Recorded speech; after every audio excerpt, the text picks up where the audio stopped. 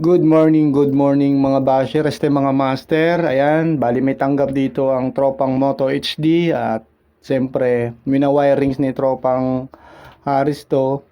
At ayan si tropang Haris, ya, tirador ng wirings mga lodi. At tayo naman ang project natin dito ay gagawa tayo ng bracket sir kasi wala siyang ma-orderan sa Shopee. Gagawa tayo, magpapabricate tayo ng bracket mga lods yan para may malagyan ng MDL ang kanya CF Moto. Ayan, 150 SC. Yan mga idol, ito yung pinaka bracket niya yan. Bali, kukulayan na lang natin to mga lods ng itim. Ayan.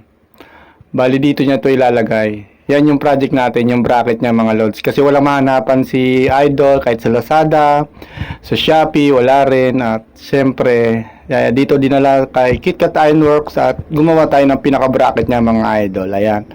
Kasi magbibiyernes Santo ngayon, ay anong araw ba ngayon? Ay Martes.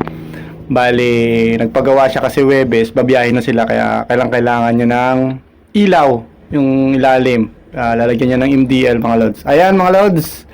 At nailagay na natin ang bracket sa kanyang alaga. Ayan. At ititesting na lang natin yan mga lodi. Ayan.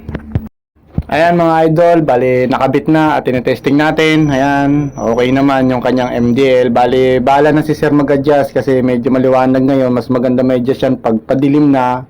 Kung gusto nyo itaas o gusto nyo ibaba. Ayan mga idol, maraming salamat po. Hanggang dito na lang. Ingat po tayo palagi.